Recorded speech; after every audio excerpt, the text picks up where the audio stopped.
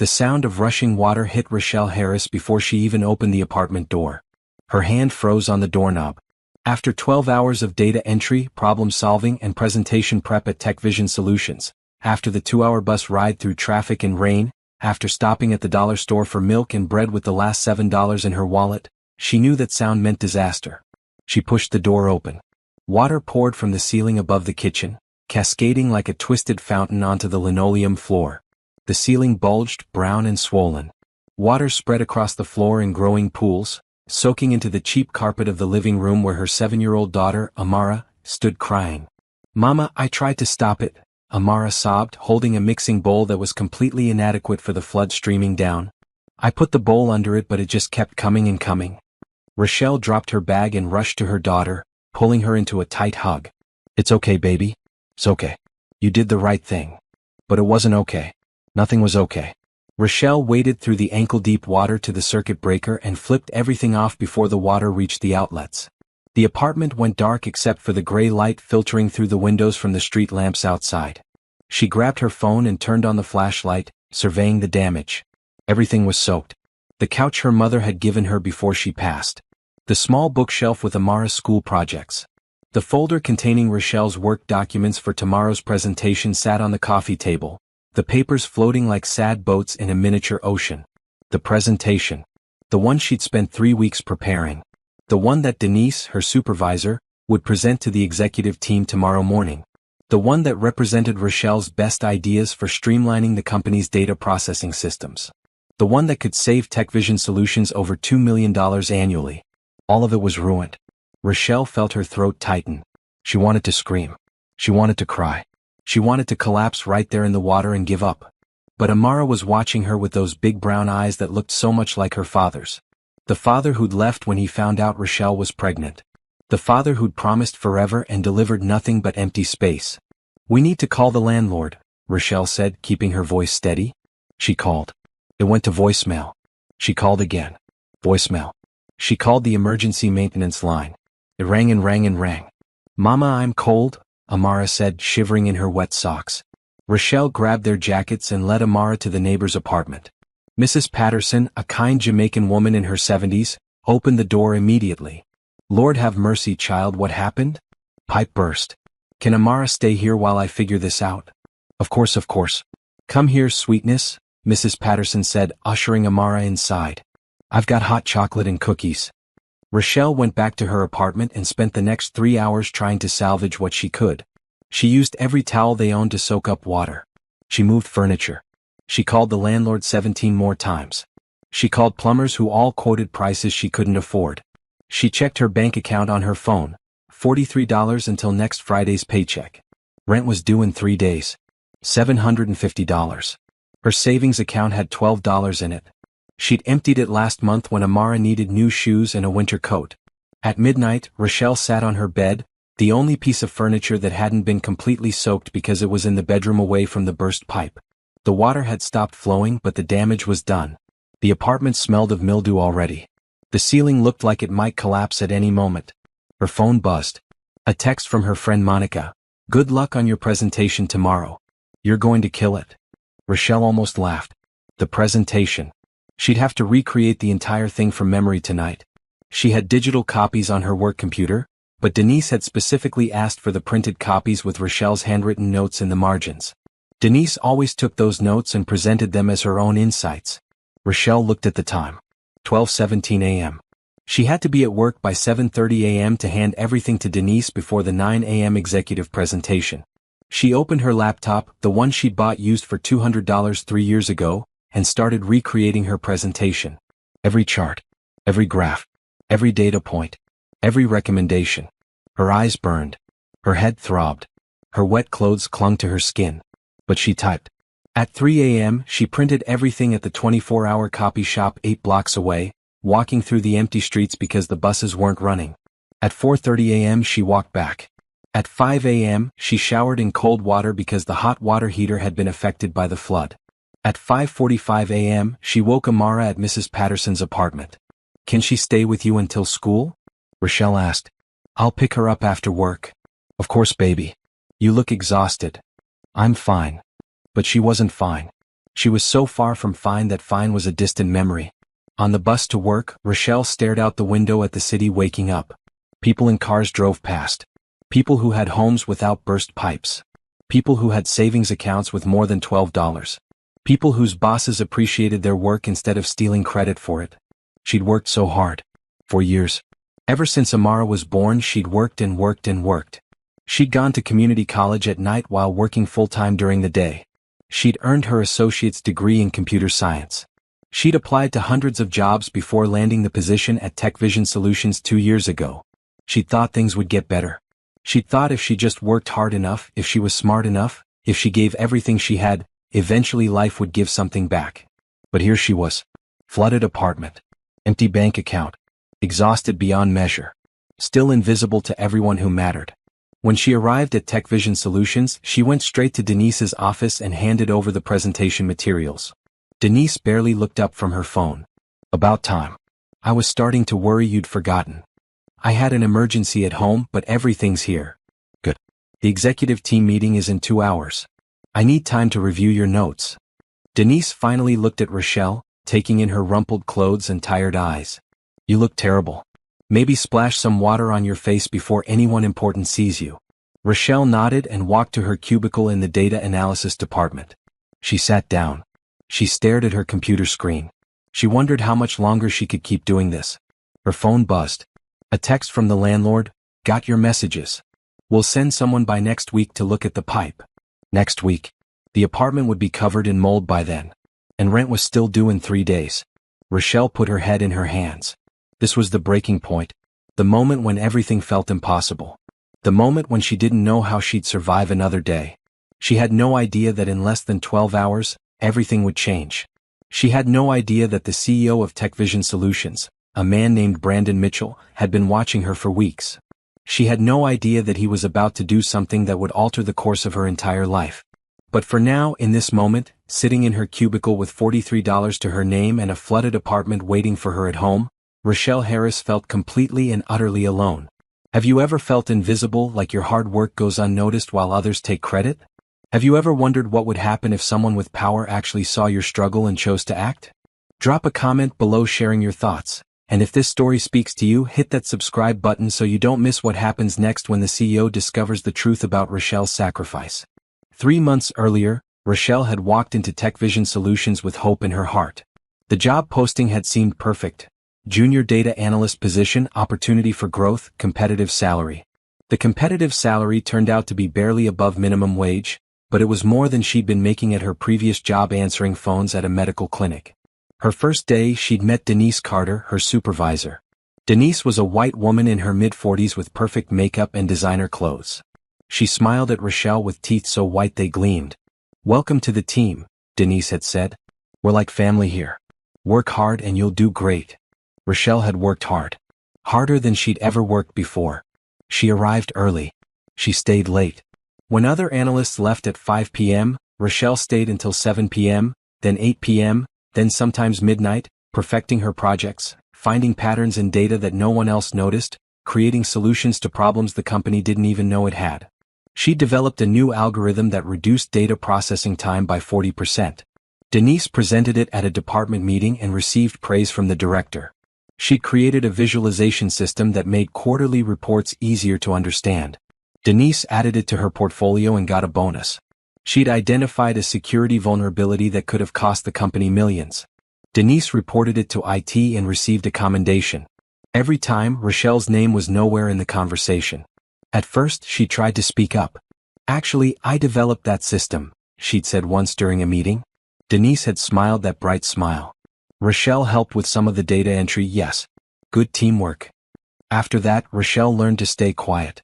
She needed this job. She couldn't afford to make waves. Single mothers who made waves ended up unemployed. So she worked in the shadows, creating value that others took credit for, hoping that someday, somehow, someone would notice. Meanwhile, 20 floors above the data analysis department, Brandon Mitchell sat in his corner office and wondered why his company was succeeding. Brandon was 36 years old and looked like he'd stepped out of a business magazine. He had dark hair, sharp features, and wore suits that cost more than most people's monthly rent. But unlike many CEOs, he'd earned his position through merit, not inheritance. He'd grown up poor. Very poor. In a neighborhood where gunshots were more common than birdsong, where the school had bars on the windows, where his mother worked 3 jobs and still couldn't always keep the lights on. His mother, Patricia Mitchell, had been his hero. She'd worked as a night janitor, a weekend cafeteria server, and a weekday home health aide. She'd made sure Brandon had clean clothes for school, even if she wore the same 2 outfits on rotation. She'd made sure he had food even if she ate only once a day. She'd made sure he knew education was his ticket out. "You're smart, baby," she'd tell him while helping with homework at midnight after her shift. "Smarter than anyone I know. You use that brain, you can go anywhere." Brandon had used that brain. Full scholarship to State University. Master's degree in business. He'd worked his way up from entry-level to executive, and at 31 he'd been hired as CEO of TechVision Solutions, a mid-sized tech company that was struggling to compete.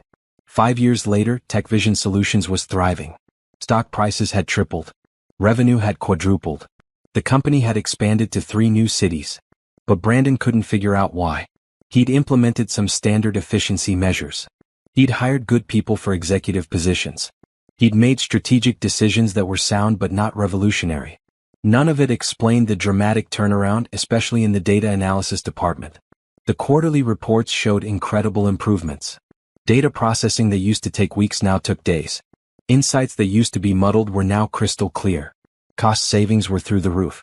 All the reports came from Denise Carter's team, with Denise's name prominently featured. Brandon had promoted Denise twice in 4 years. She seemed competent. But something nagged at him. The work was too good. Too consistent. Too innovative for someone who, in meetings, often seemed to barely understand the technical details of what she was presenting. So Brandon started investigating. He reviewed email trails late at night in his office.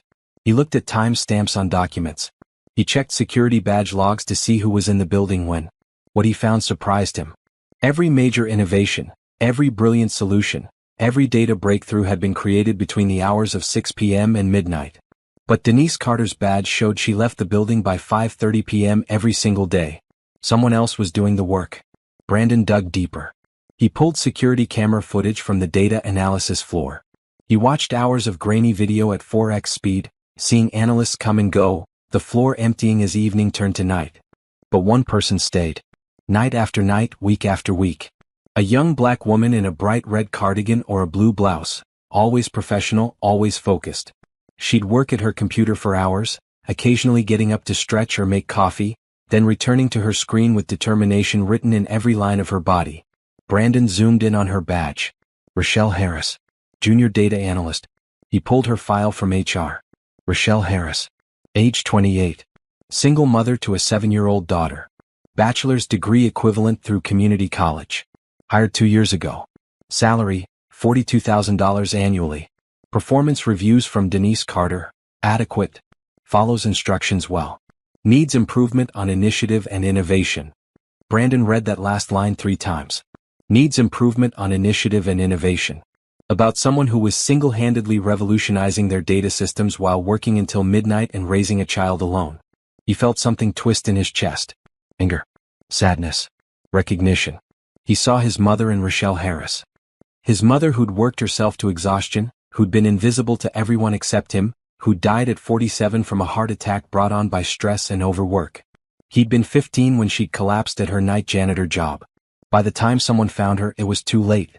The hospital said she'd probably been having minor heart attacks for months, working through the pain because she couldn't afford to miss shifts, couldn't afford to see a doctor, couldn't afford to rest. Brandon had promised himself, standing at her funeral, that he'd never let anyone work themselves to death if he could prevent it. That if he ever had power, he'd use it to help people like his mother. People who worked hard and deserved better. And now he'd found one. Right in his own company. Being exploited. Being ignored. Being worked to the bone while someone else took credit and collected bonuses. The rage he felt was cold and sharp. Brandon made a decision. He would fix this. He would make sure Rochelle Harris got everything she deserved. But he'd be careful about it. He didn't want to embarrass her or put her in an awkward position. He needed to understand her situation better first. He called his executive assistant. Margaret, I need you to pull some reports for me. And I need them confidentially. Of course, Mr. Mitchell. What do you need? Everything we have on our data analysis department. Every project completed in the last 2 years. Every email chain.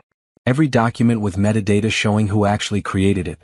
And I need the personnel files for everyone in that department, especially their direct reports to Denise Carter.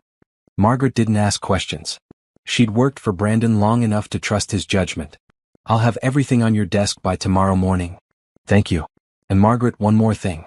Find out if we have any records of financial hardship or assistance requests from employees. I want to know if anyone's struggling. The next morning, Brandon read through everything. The evidence was overwhelming. Rochelle Harris had created 90% of the valuable work credited to Denise Carter. The remaining 10% came from 2 other junior analysts who also worked late hours, but not as consistently as Rochelle. In the financial records, he found a request from Rochelle from 6 months ago. She'd asked for a salary advance of $500, citing a family emergency. It had been denied by Denise with the note, "Employees should demonstrate better financial planning." Brandon's jaw clenched. $500. He spent more than that on business dinners in a single week. He looked at her address. A low-income neighborhood on the far side of the city. Google Maps showed it would take approximately 2 hours by bus from there to the office. She commuted 2 hours each way, worked until midnight, raised a daughter alone, and still came in every day with enough dedication to revolutionize their systems. Brandon knew what he had to do, but he needed to be strategic. He couldn't just storm down to the data analysis floor and confront Denise without evidence that would hold up formally. He needed everything documented. He needed it clean. Over the next 2 weeks, he collected everything. He had IT create a detailed report showing authorship metadata for every file. He had Margaret request project timelines that showed who was in the building when each project was completed. He built a case so thorough that even the most skeptical board member couldn't deny it. And then he waited for the right moment to act. That moment came sooner than expected, when Denise called in sick the morning of a crucial presentation to the executive team. The presentation about the new data streamlining system. The one that could save the company millions. Brandon's assistant called him. "Mr. Mitchell, we have a problem. Denise Carter is ill and can't present this morning. She's asking if we should reschedule." "No," Brandon said immediately. "Who else can present?" "Well, Denise said she prepared everything herself, so no one else is familiar with the details. Find out who actually worked on the project. That person will present." An hour later, Margaret called him back. "Sir, according to the file metadata and the security logs, the project was created primarily by Rochelle Harris, one of the junior analysts." "Perfect. Tell Rochelle Harris she'll be presenting to the executive team at 9 a.m. Make sure she has everything she needs." "Sir, she's never presented before. She might not be prepared.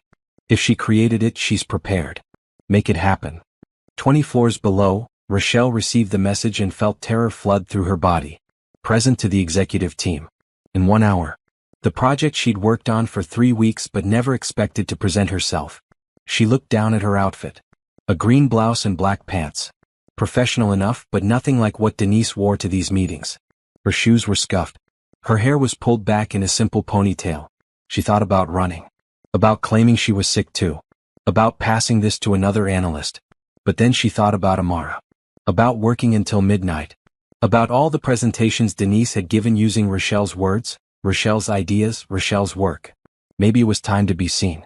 She took a deep breath, grabbed her laptop, and headed to the elevator that would take her to the executive floor. She had no idea this presentation would change her life. But in 60 minutes, she'd meet Brandon Mitchell face to face. And nothing would ever be the same. The executive conference room was nothing like the cramped spaces where Rochelle usually worked. Floor-to-ceiling windows overlooked the city. The table was polished cherry wood, so shiny she could see her reflection in it. Leather chairs surrounded the table, the kind that probably cost more than her monthly rent. The walls were decorated with modern art that Rochelle didn't understand but assumed was expensive. She stood at the front of the room, laptop connected to a massive screen, hands trembling slightly as she pulled up her presentation. Around the table sat 12 executives in expensive suits and dresses, all watching her with varying degrees of interest. At the head of the table sat Brandon Mitchell. Rochelle had never been this close to him before. She'd seen him from a distance in the cafeteria once, surrounded by other executives. She'd seen his photo in company newsletters. But up close he was somehow more intimidating and less scary at the same time. He wore a dark gray suit with a maroon tie, his posture relaxed but attentive. His dark eyes watched her with an intensity that made her nervous. But there was something kind in his expression too. something that made her feel like maybe she wasn't about to fail completely. "Ms. Harris," he said, his voice clear and professional. "Thank you for stepping in on such short notice. Please begin whenever you're ready." Rochelle cleared her throat. "Good morning. I'm Rochelle Harris from the Data Analysis Department. Today I'll be presenting the new data streamlining system we've developed, which will significantly reduce processing time and increase accuracy across all departments." Her voice shook at first, but as she got into the material, something shifted. This was her work. She knew every detail, every number, every graph, every recommendation. She'd lived and breathed this project for 3 weeks. She clicked through slides, explaining algorithms and efficiency models and cost projections. She answered questions from the chief financial officer about budget implications. She addressed concerns from the chief technology officer about integration with existing systems. She fielded a skeptical inquiry from the vice president of operations about implementation timelines. And through it all, Brandon Mitchell watched her. Not with the glazed attention of someone sitting through another boring presentation, but with real focus, leaning forward, occasionally making notes, nodding when she made particularly good points. When she finished, the room was quiet for a moment. Then Brandon spoke. "That was excellent. Truly excellent. Tell me, Ms. Harris, how long have you been working on this project?" 3 weeks, sir. Evenings mostly after my regular work hours." "And did you have assistance from anyone?" Rochelle hesitated. This was the moment where she could either tell the truth or protect Denise.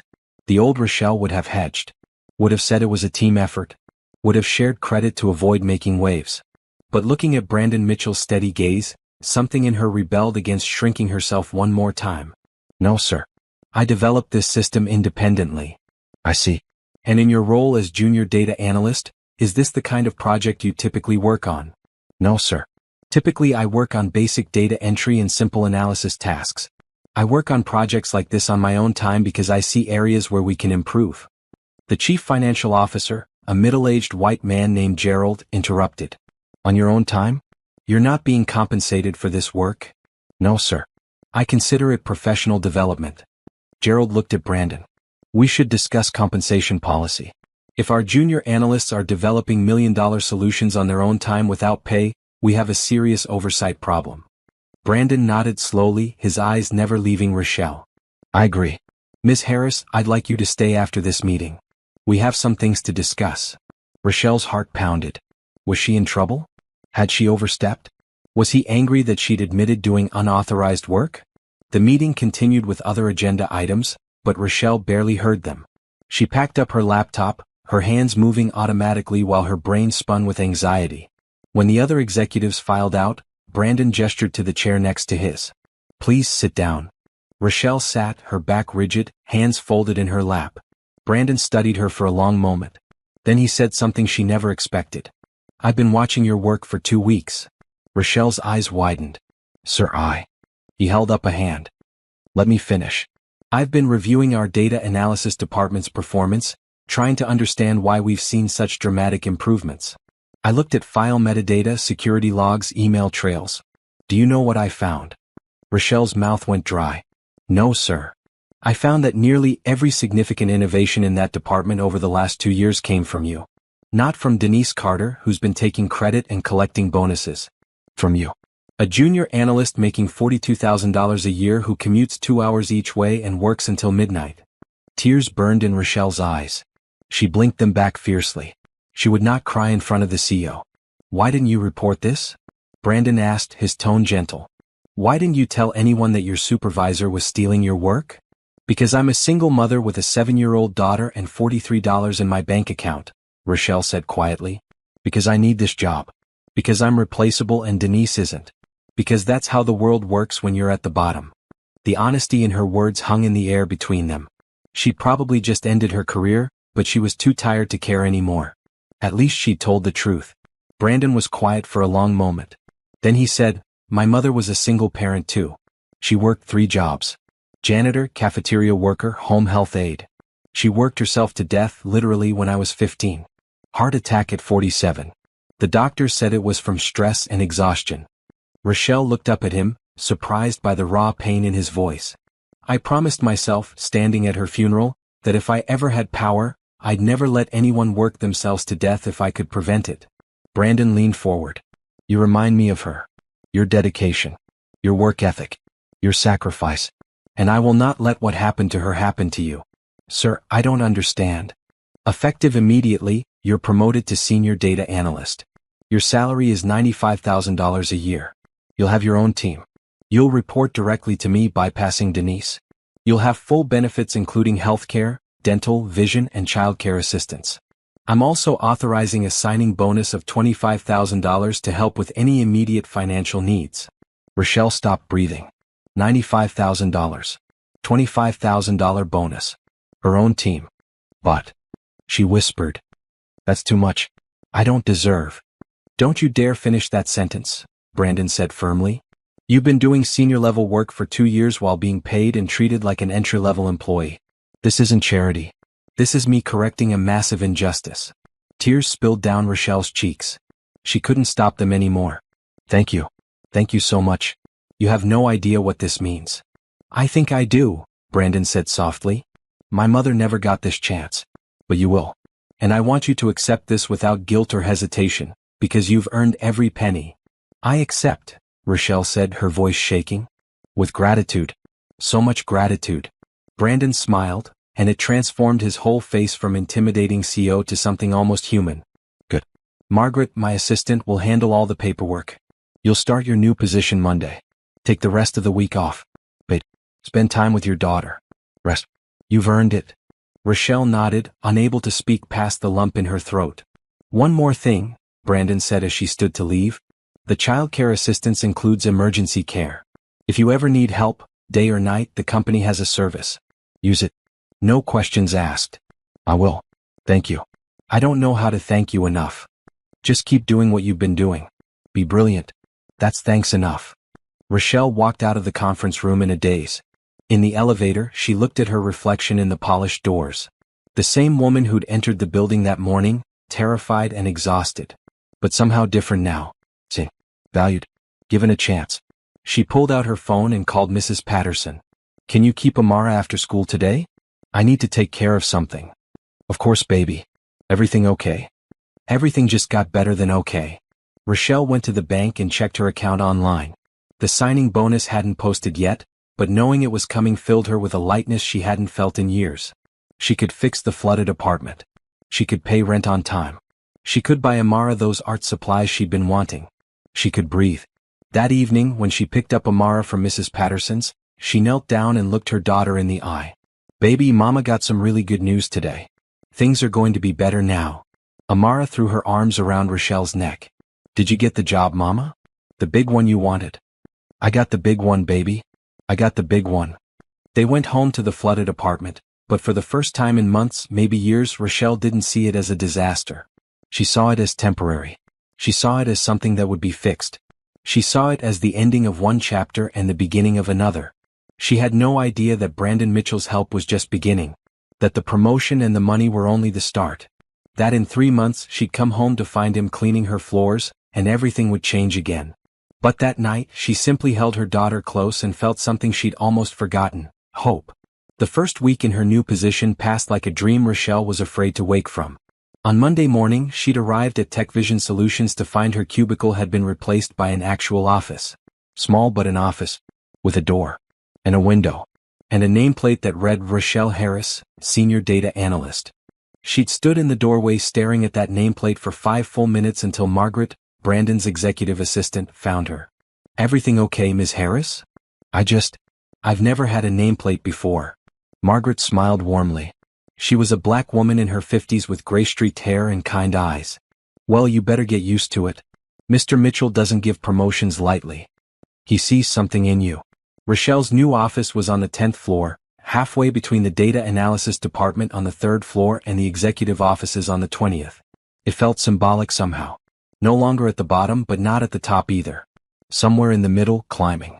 Her new team consisted of 3 junior analysts who looked at her with a mix of curiosity and respect. All of them were young, enthusiastic, and actually interested in learning from her. So different from Denise, who treated knowledge like a scarce resource to be hoarded. The signing bonus had posted to her account on Tuesday. $25,000. Rochelle had cried when she saw it. Real, ugly crying that she couldn't control. She'd immediately paid rent for the next 6 months. Then she'd hired a professional to fix the burst pipe and repair the water damage. Then she'd bought Amara new clothes, art supplies, and taken her to a nice restaurant where they didn't have to check the prices before ordering. Amara had looked around the restaurant with wide eyes. "Mama, can we really eat here? We can eat anywhere now, baby." But the best part wasn't the money.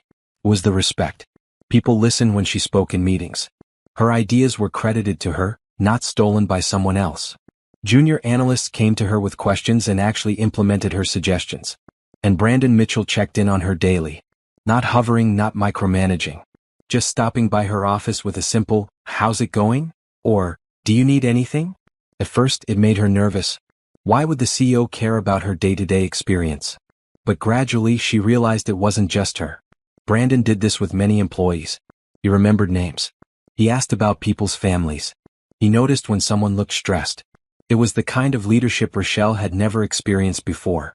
On Friday of that first week, Brandon knocked on her office door frame. "Miss Harris, do you have a minute?" "Of course." She gestured to the chair across from her desk, still getting used to the fact that she had a desk people could sit across from. Brandon sat, looking somehow less formal than usual. His tie was loosened, his jacket draped over one arm. He looked tired. "I wanted to check in. How's your first week been?" "Honestly? The best week of my life." Rochelle smiled. "My daughter asked me last night if we won the lottery. I had to explain that sometimes hard work actually gets rewarded. That's exactly how it should work. Though it doesn't always." Brandon paused. "I also wanted to address the situation with Denise Carter." Rochelle's smile faded. "Is she in trouble because of me?" "She's in trouble because of herself. HR has been conducting an investigation all week. Turns out you weren't the only analyst whose work she was stealing. 2 others came forward after hearing about your promotion. Denise will be terminated next Monday." Oh. Rochelle didn't know how to feel. Relief, guilt, vindication, all mixed together. "You're not responsible for her choices," Brandon said, reading her expression. "She had every opportunity to be a good supervisor and chose exploitation instead. That's on her, not you." "I know. It's just, I never wanted anyone to lose their job. Your kindness is admirable. But sometimes consequences are necessary for change." Brandon stood. "Anyway, I won't keep you. Have a good weekend." "And Rochelle?" It was the first time he'd used her first name. It felt strangely intimate. "Yes. I'm proud of you. In case no one said that in a while." He left before she could respond, leaving her sitting at her desk with tears in her eyes for the second time that week. The weekend was good. Rochelle and Amara spent Saturday at the park, the playground, and the library. Normal things. Free things. But they felt different now. Lighter. Less overshadowed by worry about money and work and survival. On Sunday evening, while Amara was in bed, Rochelle sat at her kitchen table looking at her bank account on her laptop. With the bonus and her first increased paycheck, she had more money than she'd ever had in her life. She could afford to move. A better apartment. Maybe even a small house. Somewhere Amara could have her own room. She started looking at listings, feeling something she'd almost forgotten. The ability to dream beyond just surviving. Monday morning of her second week, Rochelle arrived at work to find her office door open and someone inside. Her heart jumped, thinking maybe there'd been a mistake, maybe the promotion wasn't real, maybe. But it was just Margaret placing a small plant on Rochelle's desk. A succulent in a bright blue pot. "What's this?" Rochelle asked. "Every office needs a plant. Makes it feel like home. This one's hard to kill, so even if you forget to water it sometimes, it'll be fine." Margaret winked. "Trust me, I know how busy new senior analysts get." "Thank you. That's really kind. We take care of our own here. At least, we do now that Mr. Mitchell's running things." Margaret paused at the door. "He's a good man, Rochelle. Lost his mother young. It made him aware, of how hard people struggle. He doesn't forget where he came from." After Margaret left, Rochelle sat at her desk and looked at the plant. Such a small gesture. But it meant someone thought about her. Someone cared whether her office felt welcoming. Someone wanted her to succeed. The rest of the week fell into a comfortable rhythm. Rochelle led her team through data analysis projects. She presented findings to department heads. She even sat in on an executive meeting to explain a new efficiency model she developed. Each day Brandon stopped by. Sometimes just for a minute. Sometimes for longer conversations about work, about the company's direction, about her ideas for improvement. He listened in a way Rochelle wasn't used to. Really listened. Asked follow-up questions. Implemented suggestions. On Thursday he brought her coffee. Just appeared in her doorway holding 2 cups from the fancy coffee shop on the first floor. I noticed you drink a lot of the break room coffee, he said, handing her one. Thought you might enjoy something that doesn't taste like burnt plastic. Rochelle laughed. The break room coffee is that bad, isn't it? The worst. I keep meaning to replace those machines. He sat in the chair across from her desk, sipping his own coffee. Can I ask you something? Of course. How do you do it? Work this hard, raise your daughter alone, stay positive. My mother did it, but I could see it breaking her. How do you stay unbroken? The question was so personal, so unexpected, that Rochelle didn't have a prepared answer. She thought about it for a moment. I don't know if I am unbroken, she said finally. I think I'm held together by determination and love for my daughter and the belief that things have to get better eventually. And I guess they finally did. Because I promoted you? Because someone finally saw me. That matters more than the money, honestly. Being seen. Being valued. Knowing my work matters. She met his eyes. You gave me that. So thank you. Again. For the 100th time.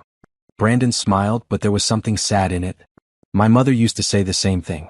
That she just wanted to be seen. To matter. I wish I'd been old enough to understand what she meant. To help her. You were 15 when she died, right? He nodded. You couldn't have helped. You were a child. It wasn't your responsibility.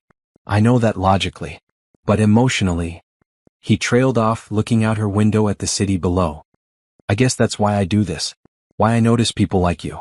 Because I couldn't save her, but maybe I can help others before they break. They sat in comfortable silence for a moment.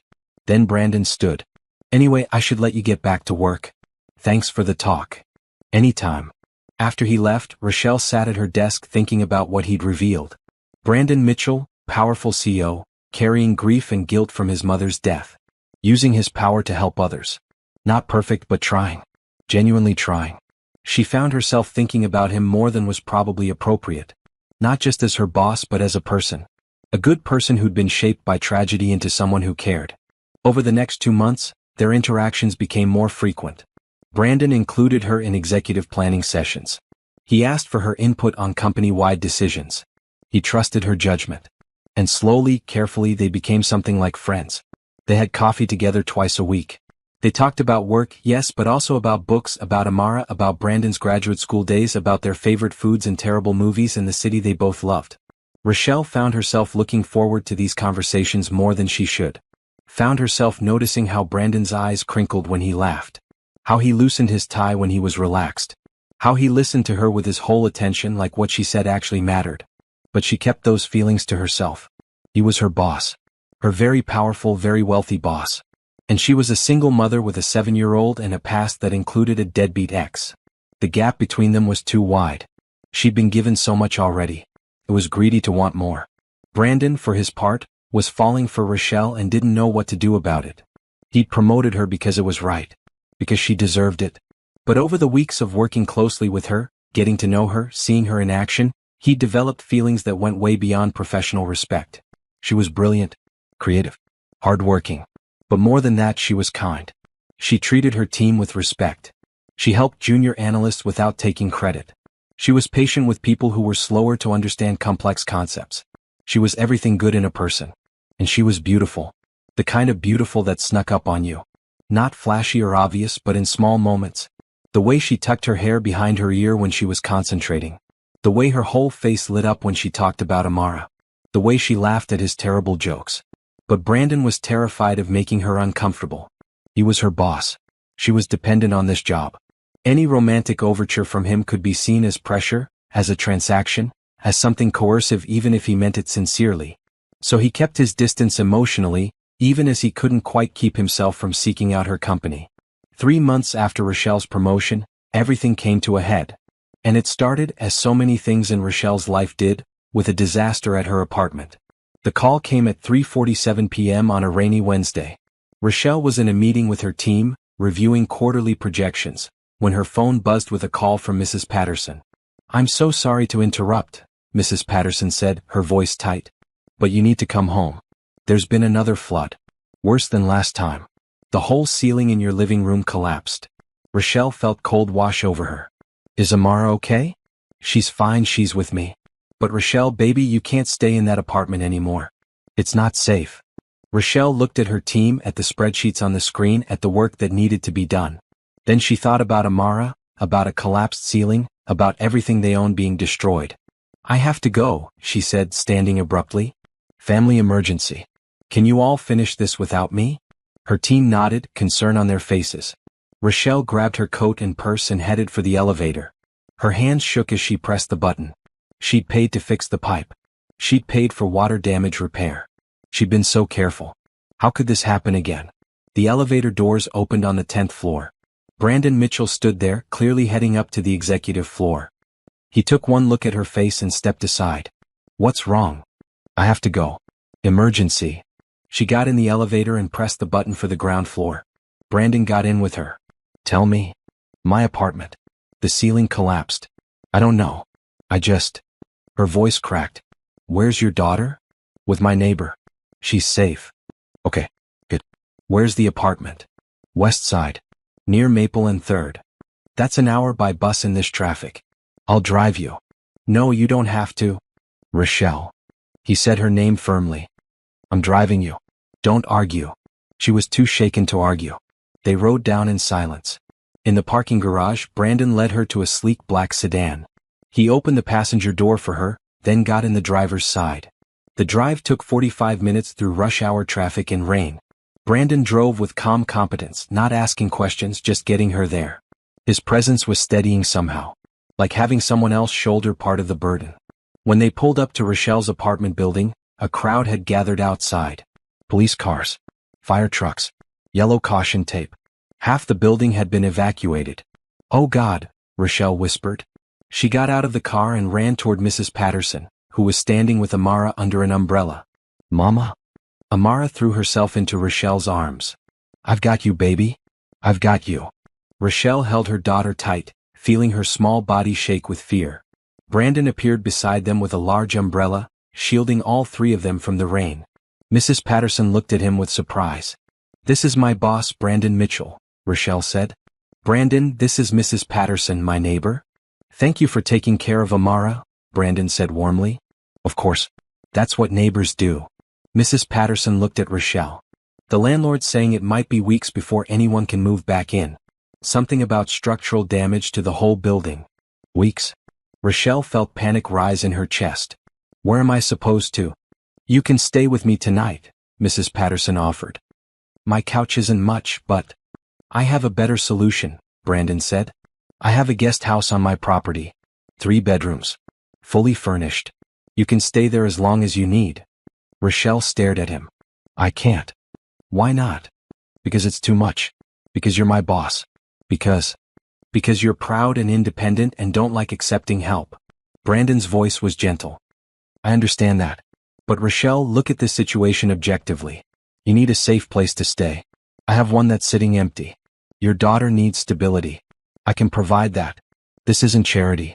It's practical problem solving. He's right, baby, Mrs. Patterson said. You need to think about Amara. Rochelle looked at her daughter, whose eyes were red from crying, whose clothes were damp from the rain, who deserved so much better than this constant instability. Okay, Rochelle said quietly. Okay. Thank you. We'll stay until I find another place. Take all the time you need. Brandon looked at the building. Can you get your belongings? They won't let anyone back in until tomorrow at the earliest. Then we'll buy what you need tonight. Clothes, toiletries, whatever. Brandon, I can pay for that myself now. I know you can. But let me help anyway. Please. There was something in his eyes. Something raw and urgent. Like this mattered to him on a deeper level than simple kindness. Okay, Rochelle said again. Thank you. They drove to a department store. Brandon kept Amara entertained in the toy section while Rochelle grabbed essentials for both of them. When she went to pay, Brandon appeared with his credit card already in hand. I'm paying, he said firmly. You've already done too much. There's no such thing as too much when someone needs help. That night, Brandon drove them to his property in an affluent neighborhood Rochelle had only seen in magazine spreads. The main house was massive, modern and elegant with huge windows and perfect landscaping. Behind it, connected by a stone path, sat a smaller but still spacious guest house. Brandon unlocked it and turned on the lights. The guest house was beautiful. Open floor plan downstairs with a full kitchen and living area. 2 bedrooms and a bathroom upstairs, plus a master suite on the main floor. Everything was clean, modern, and comfortable. This is... Rochelle couldn't find words. Rarely used, Brandon finished. Seriously, you're doing me a favor. Place should be lived in. Amara was already running upstairs, exclaiming over the bedrooms. Rochelle heard her daughter's delighted laughter and felt something loosen in her chest. I don't know how to thank you, she said to Brandon. Just get some rest. You've had a terrible day. He handed her a set of keys. Front door key. Back door key. The main gate code is 4729. If you need anything, I'm in the main house. Don't hesitate to call or just knock. You've done enough. Rochelle. He waited until she looked at him.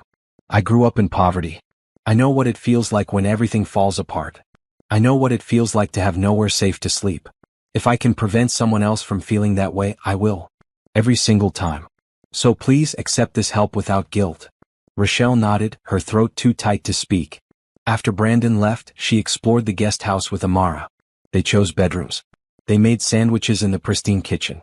They watched cartoons on the huge TV. They took hot showers in bathrooms with water pressure that actually worked. That night, Rochelle tucked Amara into bed in a room 10 times nicer than anything they'd had before. Mama, is Mr. Mitchell an angel? Amara asked sleepily. I don't know, baby. Maybe. Or maybe he's just a very good person. I like him. He's nice. Yeah, he is. Rochelle went to her own room and sat on the edge of the bed. This bed that was soft and clean and safe. In this house that was warm and dry and stable. Because Brandon Mitchell had, once again, stepped in to help when she needed it most. She thought about his words. About accepting help without guilt. About how he couldn't save his mother but he could help others. She thought about how he'd dropped everything to drive her home. How he'd stayed calm when she was panicking. How he'd entertained Amara while Rochelle shopped. How he'd insisted on paying even though she could have afforded it now. She thought about how he saw her. Not as a charity case. Not as someone to pity. But as someone deserving of help simply because she needed it. She fell asleep that night feeling safe for the first time in years. Really truly safe. The next morning, Rochelle woke early to get ready for work. She found coffee and breakfast ingredients already stocked in the kitchen. She made pancakes for Amara, drove her to school in the car Brandon had arranged for her, and then headed to the office. She worked through the day, focusing on projects, leading meetings, being the professional she'd become. But in the back of her mind, she kept thinking about the guest house. About Brandon. About kindness that felt almost overwhelming in its generosity. That evening, she picked up Amara from school and drove back to the property. The main house was lit up, and as they walked to the guest house, Brandon appeared on his porch. How was your first night? He called. Perfect, Rochelle called back. Thank you again. Want to come over for dinner? I ordered too much takeout. Rochelle hesitated. But Amara was already running toward his house, excited by the invitation. So Rochelle followed. They ate Chinese food at Brandon's kitchen table, laughing and talking like they'd been friends for years. Brandon asked Amara about school. Amara told him about her art project. Rochelle watched them interact and felt something warm spread through her chest. This was dangerous. Getting too comfortable. Getting too close. But God, it felt good to not be alone. To have help. To have someone who cared. After dinner, they went back to the guest house. Rochelle tucked Amara into bed again, then sat in the living room looking out at the main house through the window. She had no idea what would happen next. But for the first time in her life, she felt like maybe, just maybe, good things could happen to people like her. She was about to find out exactly how good things could get. Sunday morning, Rochelle woke to the smell of pancakes cooking. Confused, she got out of bed and went downstairs. In the guest house kitchen, Brandon stood at the stove, flipping pancakes like he did this every day. Good morning, he said cheerfully. Hope you don't mind. I let myself in. I brought breakfast supplies yesterday and figured I'd make use of them. You made use breakfast? I make a mean pancake. My mom taught me. It's one of the few things I can cook without burning. He plated a stack and handed it to her. Amara still sleeping? Yeah, she usually sleeps until 9 on weekends.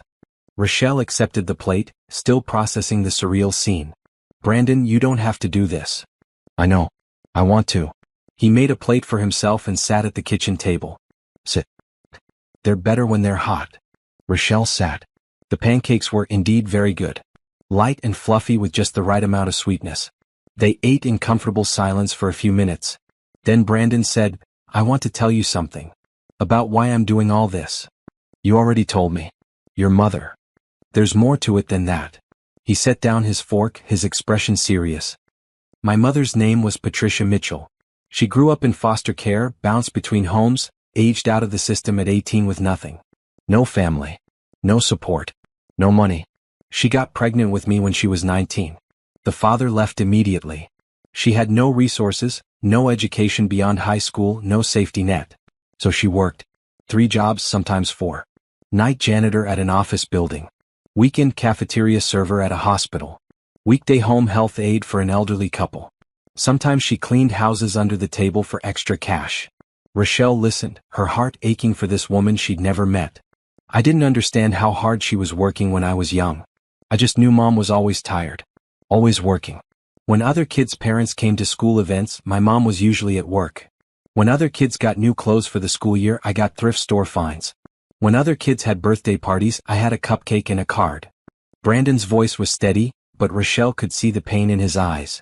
But she made sure I had what mattered. Books. A safe place to sleep. Food. Not always enough food, but food. And she made sure I knew I was loved. Every single night, no matter how exhausted she was, she'd come into my room and tell me I was smart, I was capable, I could be anything I wanted. She sounds like an amazing woman. She was. But the world ground her down. I watched it happen. The light in her eyes getting dimmer. The smile coming less often. The weight loss when she'd skip meals so I could eat. The way she'd wince when she stood, her body breaking down from the physical labor. Brandon stood and walked to the window looking out at nothing. When I was 14, she started having chest pains. She ignored them. Couldn't afford to see a doctor, couldn't afford to miss work. I begged her to go to the emergency room. She said we couldn't afford the bill. I found out later she was having minor heart attacks. Just working through them. Rochelle covered her mouth with her hand. On March 15th, I was 15 years old. I woke up for school and Mom wasn't home. That was unusual, but she sometimes worked overnight shifts. I went to school. At lunch, I got called to the principal's office. A social worker was there. She told me my mother had collapsed at work. That she'd been taken to the hospital. That she'd died before the ambulance even arrived. Oh, Brandon. Massive heart attack. The doctor said she'd probably been having them for months, that her heart was severely damaged, that she should have been on medication and under care. But she hadn't seen a doctor in 5 years because she couldn't afford it. His voice cracked. She worked herself to death for me. To keep me fed and housed and in school. And I couldn't save her. Rochelle went to him, putting a hand on his arm. You were a child. It wasn't your responsibility to save her. I know that here, he tapped his head. But not here, he tapped his chest. I watched her die slowly and I was powerless. And then I ended up in foster care too, just like she had. Bounced between homes. Some good, most not great. But I had her words in my head. You're smart. You're capable. You can be anything you want. So you became CO. So I became someone with power. Someone who could help people like her. Like you. He turned to face Rochelle. When I saw you in those security videos working until midnight, sacrificing everything for your daughter, being exploited and undervalued, I saw my mother. And I couldn't stand by and watch history repeat itself. So the promotion, the bonus, all of this. Rochelle gestured around the guest house. Is me making sure you don't end up like her? Is me using my power for something that matters? Is me keeping the promise I made at her funeral, that I would never let another single mother break under weight they shouldn't have to carry alone? Tears streamed down Rochelle's face. I don't know what to say. You don't have to say anything. Just accept the help. Let me do this. Because every time I help you, I feel like I'm helping her. Like I'm giving her the support she never got. Does that make sense? Perfect sense. Rochelle wiped her eyes. Thank you for telling me. And thank you for seeing me. For helping me. You have no idea what it means. I think I do. They stood there for a moment, connected by shared understanding of struggle and sacrifice and survival. Then Amara's voice called from upstairs. Mama? I smell pancakes. The moment broke. Rochelle laughed, wiping the last of her tears. I should get her. I'll make another batch. Brandon smiled and it was genuine, reaching his eyes. Go get your daughter. Let's have a nice breakfast together. Over the next few weeks, a pattern developed. Brandon would show up at the guest house with dinner ingredients or takeout containers. They'd eat together, the three of them talking and laughing. Amara adored him, and he was patient and kind with her in a way that made Rochelle's heart ache. He helped Amara with her math homework. He played board games with them on rainy evenings. He told terrible jokes that made Amara giggle.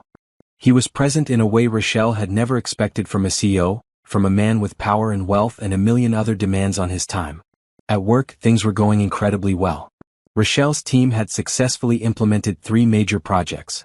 The company's efficiency had improved by 30% across departments. She was being talked about as a rising star.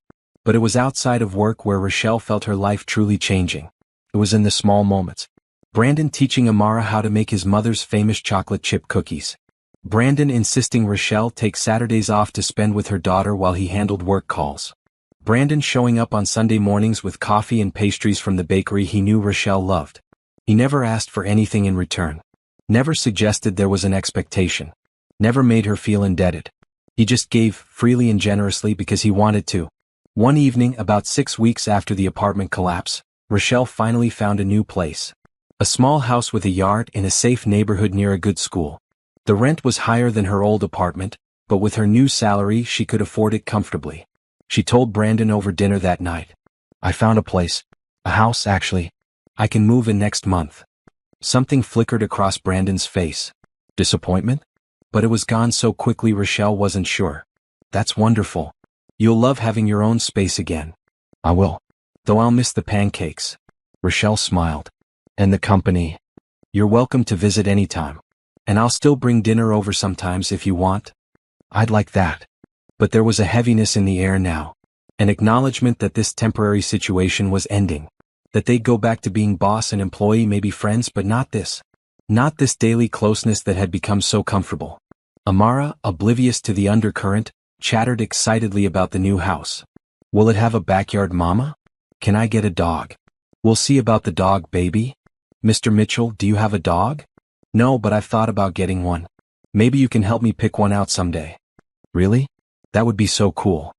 That night, after Amara was in bed, Rochelle sat on the guest house porch looking at the stars. Brandon appeared from the main house, holding 2 mugs of hot chocolate. "Mind if I join you?" "Not at all." He sat beside her, handing her a mug. They sat in comfortable silence for a while. "I'm going to miss this," Brandon said quietly. "Me too. You've been good company. Both of you. This house has felt more like a home in the last 6 weeks than it has in years." "You've been alone?" "Mostly. I dated some in my 20s but nothing serious. Work consumed most of my time. Building a career, climbing the ladder, proving I was more than just a poor kid from the bad part of town." He sipped his hot chocolate. "I achieved everything I thought I wanted. Success. Money. Power. But I came home to an empty house every night and wondered what the point was. And now I remember why I wanted these things in the first place. To help people. To make a difference. You reminded me of that, Rochelle. You make it sound like you owe me something. You don't. You're the one who's done everything. You let me help. That's harder than you think. Most people are too proud. You set your pride aside for your daughter. That takes strength. Or desperation. No. Strength." He looked at her intently. "You're one of the strongest people I've ever met. Raising a daughter alone, working yourself to exhaustion, staying kind through all of it. My mother was strong like that too. It's a rare quality." Rochelle felt her cheeks warm under his gaze. "Thank you." They finished their hot chocolate and said goodnight. But as Rochelle went back into the guest house, she realized something had shifted. The way Brandon looked at her. The way her heart raced when he was near. The way she'd started thinking about him as more than just her boss. This was dangerous territory. But it was also exhilarating. We all want someone to see us, truly see us, and act. But what happens when the person who sees you is someone you never expected? Someone whose help changes everything? What would you do if someone like Brandon showed up in your life? Share your thoughts in the comments, and don't forget to subscribe so you don't miss how this story unfolds. She didn't know that in 2 weeks, Brandon would show up at her apartment in the middle of a crisis one more time. She didn't know he'd be on his hands and knees cleaning her floors. She didn't know he'd confess feelings that would change everything.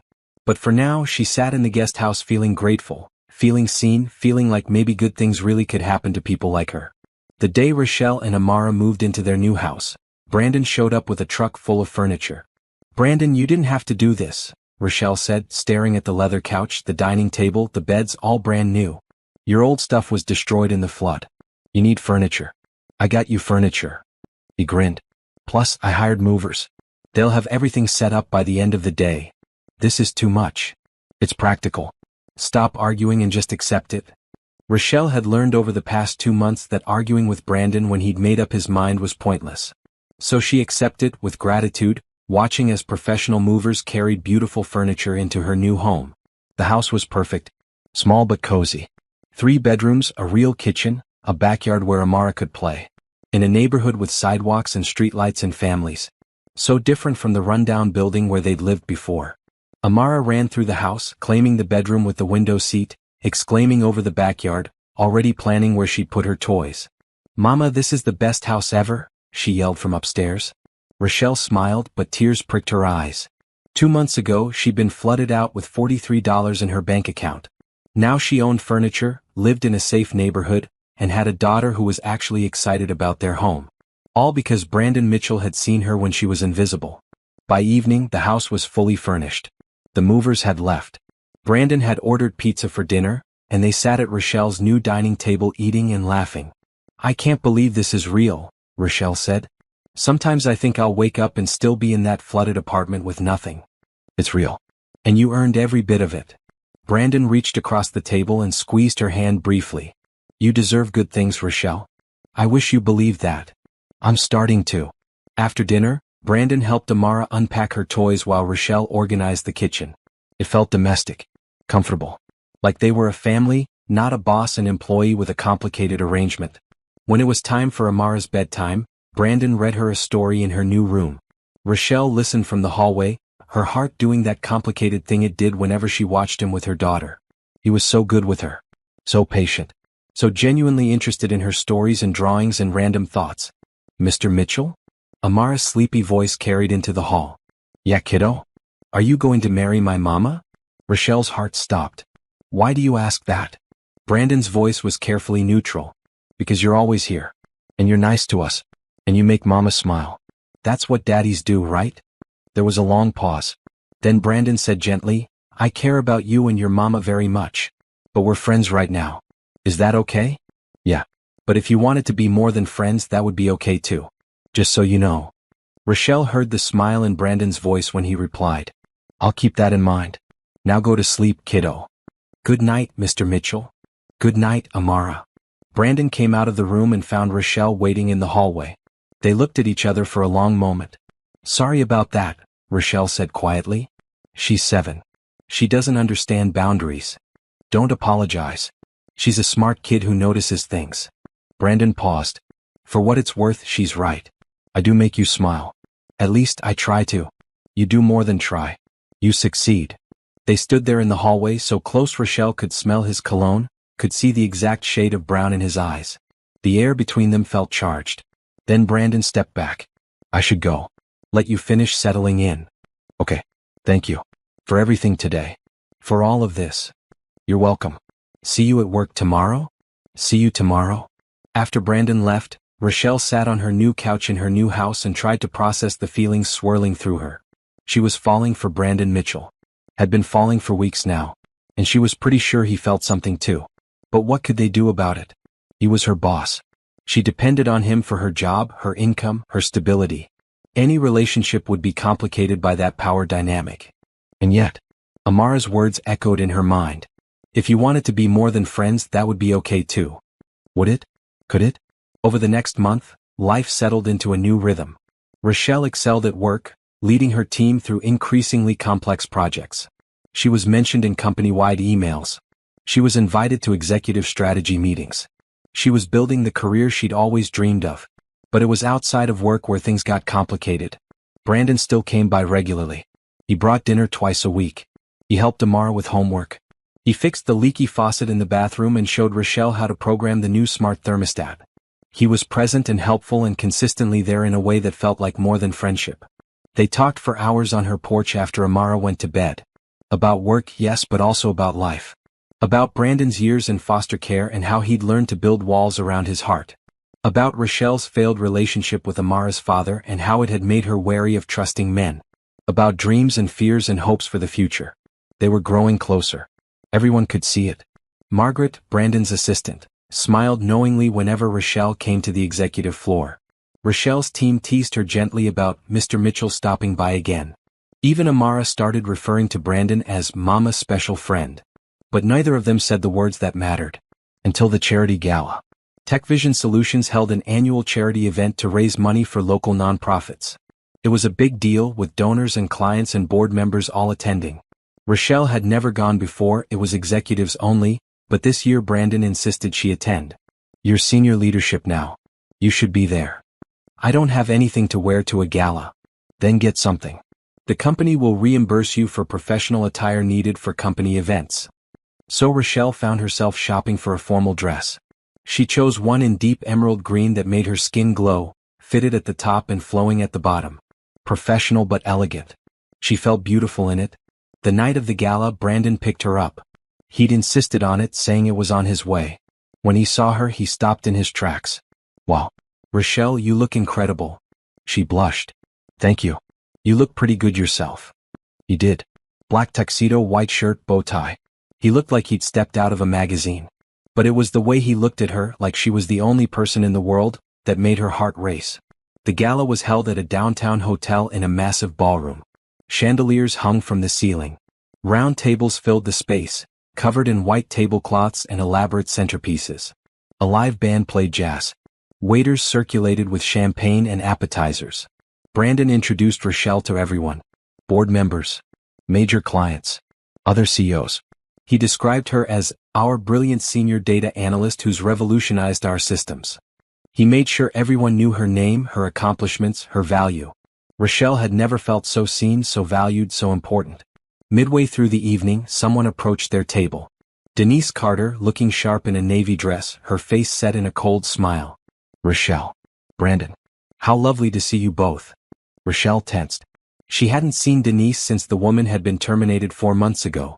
Denise's appearance here at a company event was strange. Denise, Brandon said coolly. I didn't know you'd be attending. I came as Gerald's guest. Denise gestured to the CFO, who was across the room looking uncomfortable. We've known each other for years. I see. I just wanted to congratulate Rochelle on her meteoric rise. Denise's smile was sharp. From junior analyst to senior analyst to living in the boss's guest house. Quite impressive. Rochelle felt her face heat. Several people at nearby tables turned to look.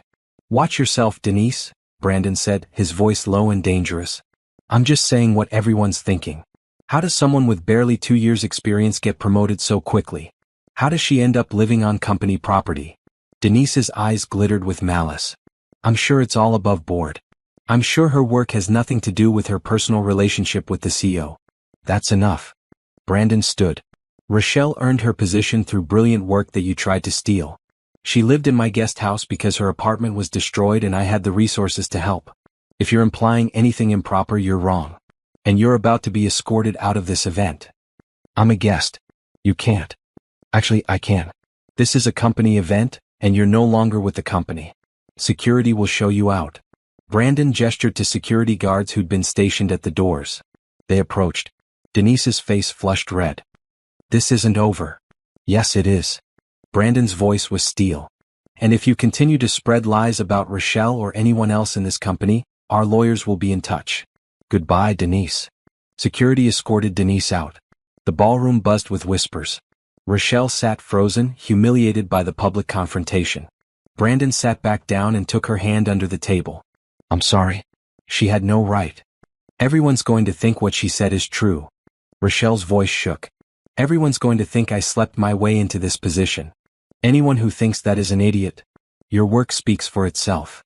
But the evening was ruined for Rochelle. She smiled and made conversation, but inside she was dying. All her fears about the power dynamic, about people thinking she hadn't earned her position, had just been confirmed publicly. When the gala ended, Brandon drove her home in silence. In her driveway, he turned off the engine and looked at her. Rochelle, I need to say something. Brandon, I can't. Please. Let me speak. He took a deep breath. Denise was wrong about almost everything. But she was right about one thing. I do have feelings for you. Feelings that go beyond professional respect or friendship. Rochelle's heart pounded. Brandon, I've been falling for you for months. The way you care for your daughter. The way you work with your team. The way you stay kind even when life is hard.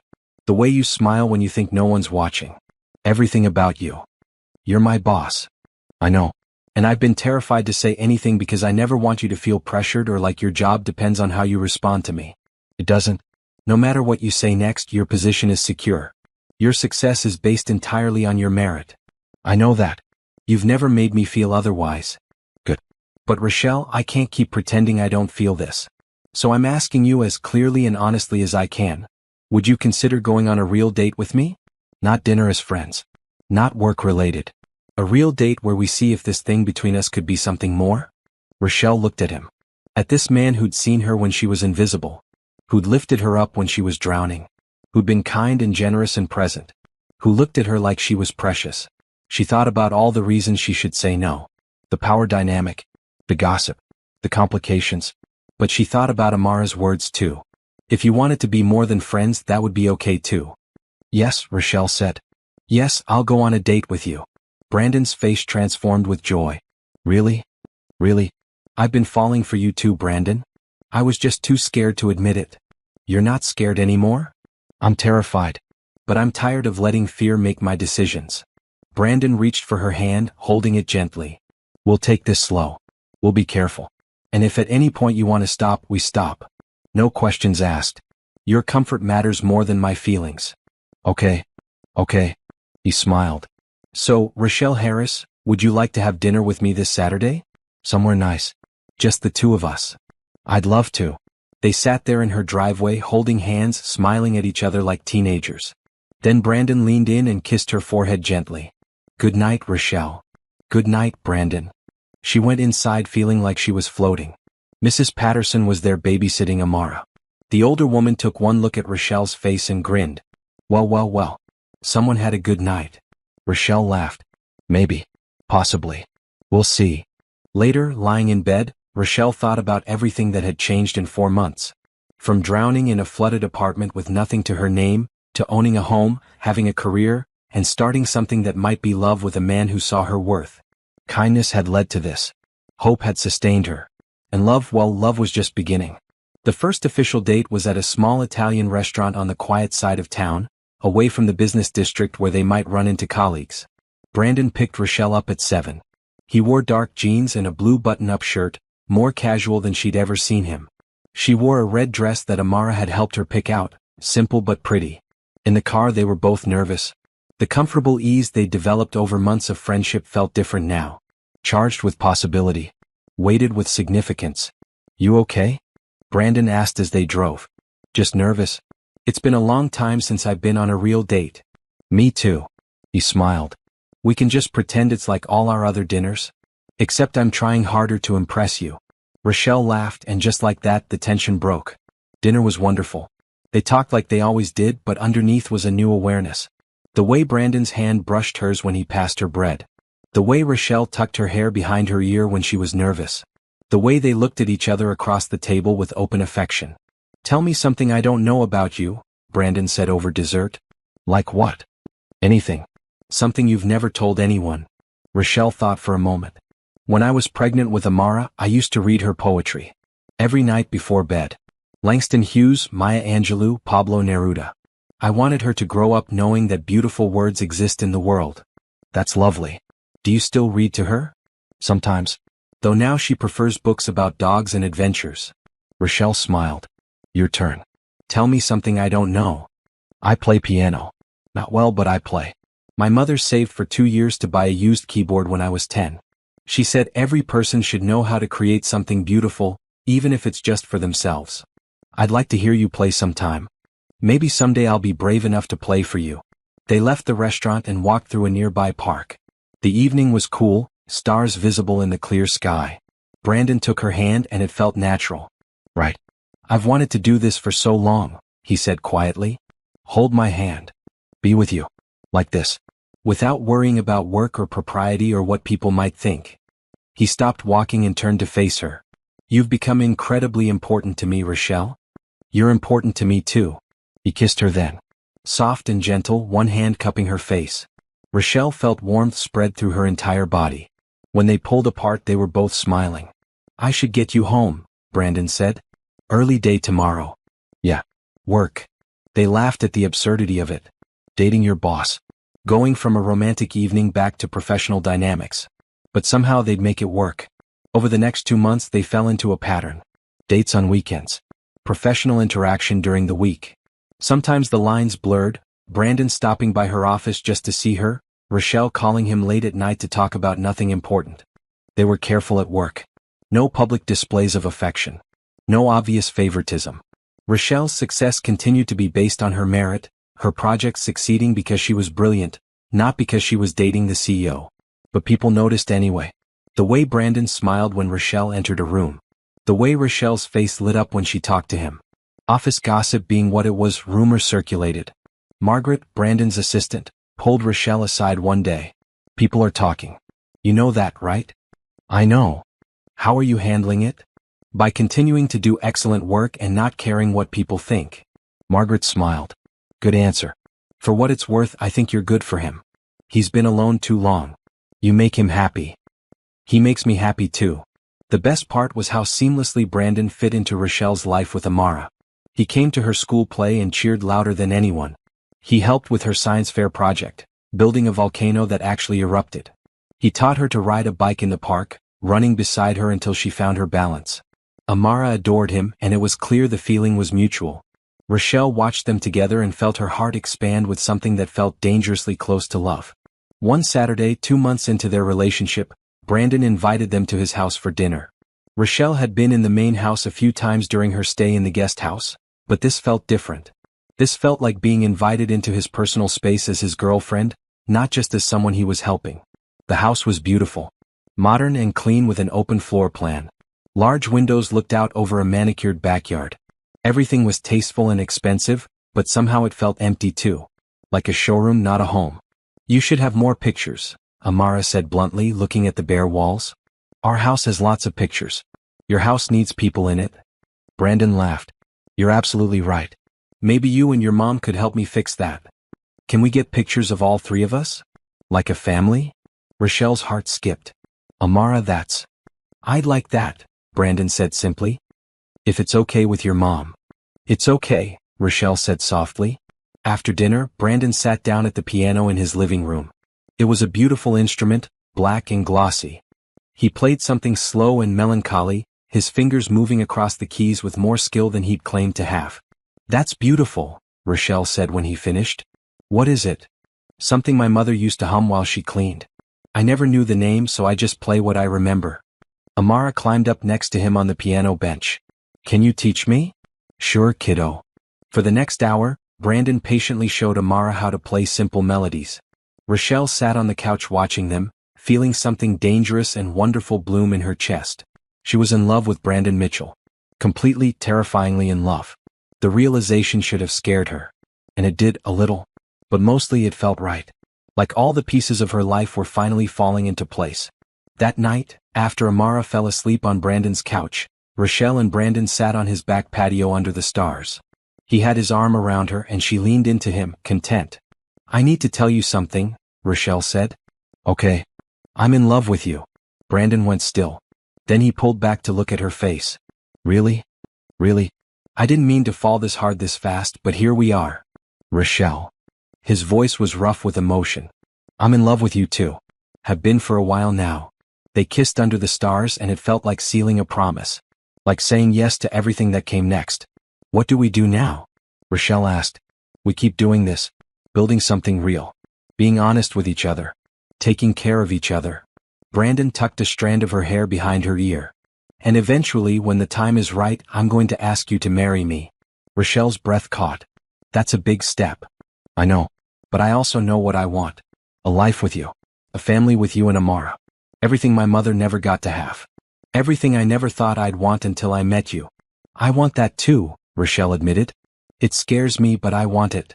Then we'll be scared together. They stayed there until late talking about the future. About how they'd handle the work situation. About what they'd tell people. About how to help Amara adjust to big changes. About dreams and plans and possibilities. Inside, Amara slept peacefully on the couch, wrapped in a soft blanket. When they finally went back in, Brandon carried her to the car, being careful not to wake her. See you tomorrow? Rochelle asked at her car. See you tomorrow? Driving home, Amara stirred in the back seat. Mama? Yes, baby?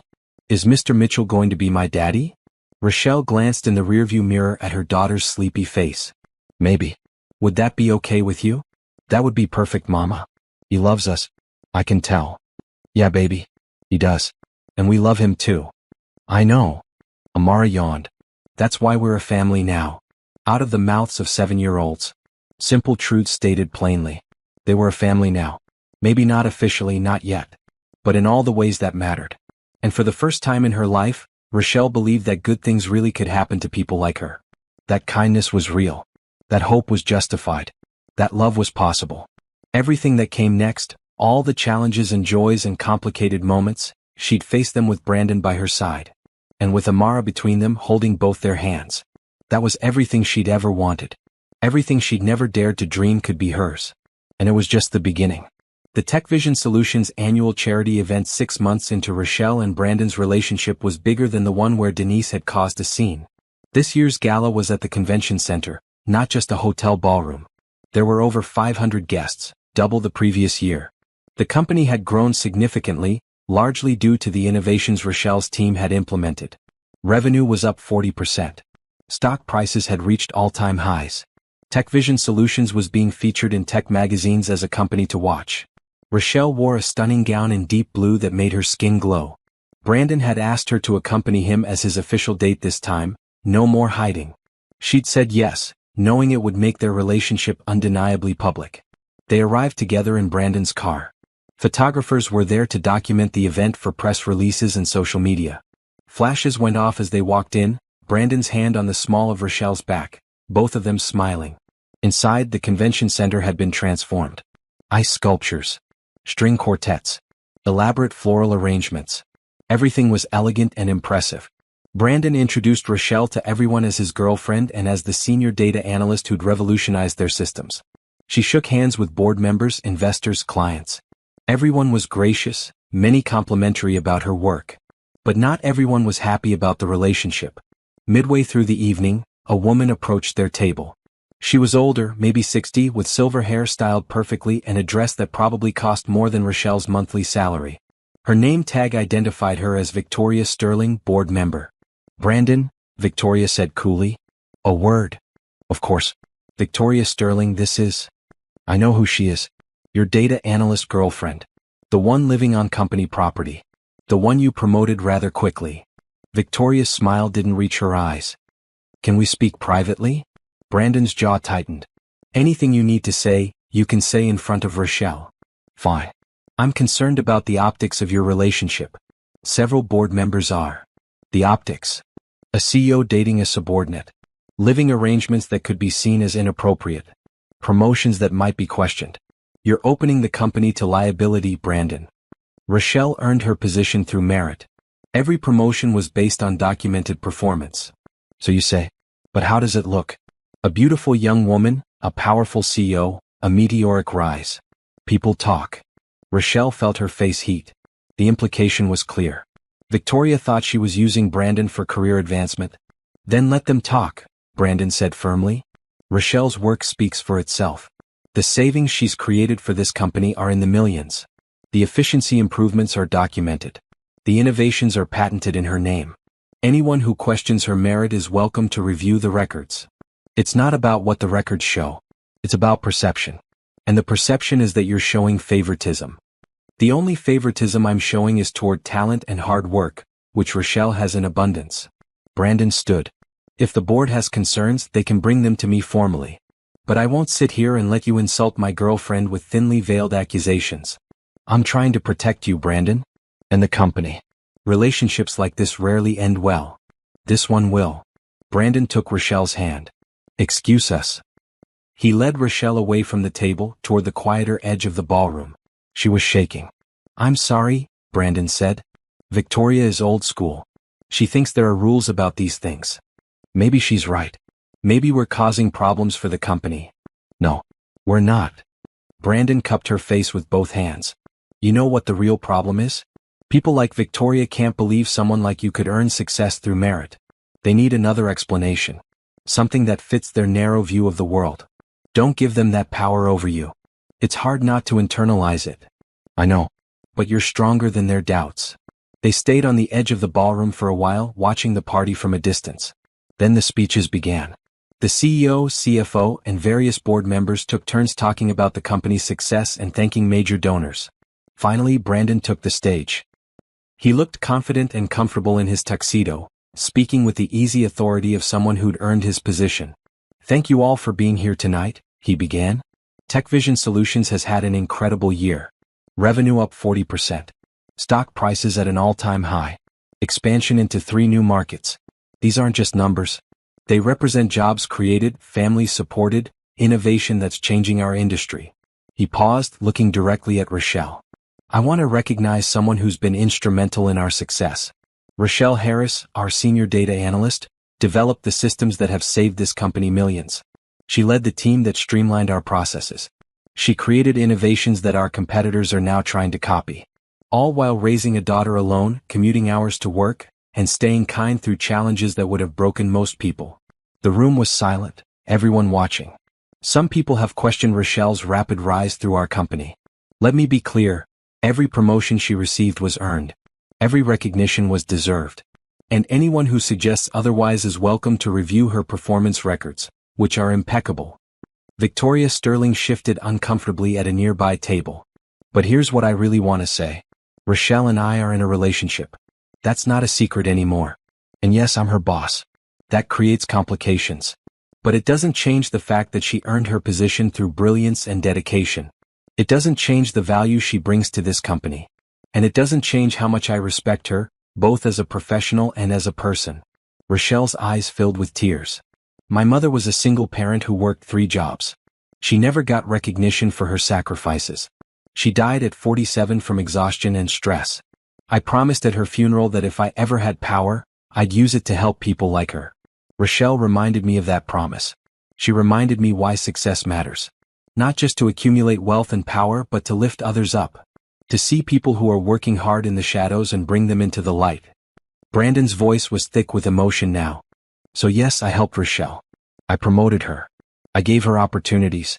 But she took those opportunities and created something extraordinary with them. That's all her. And I'm proud to stand beside her as her boss, as her boyfriend, and hopefully someday as more. He looked directly at Rochelle. The entire ballroom seemed to hold its breath. Rochelle Harris, you've changed my life. You've reminded me what kindness looks like. What strength looks like. What love looks like.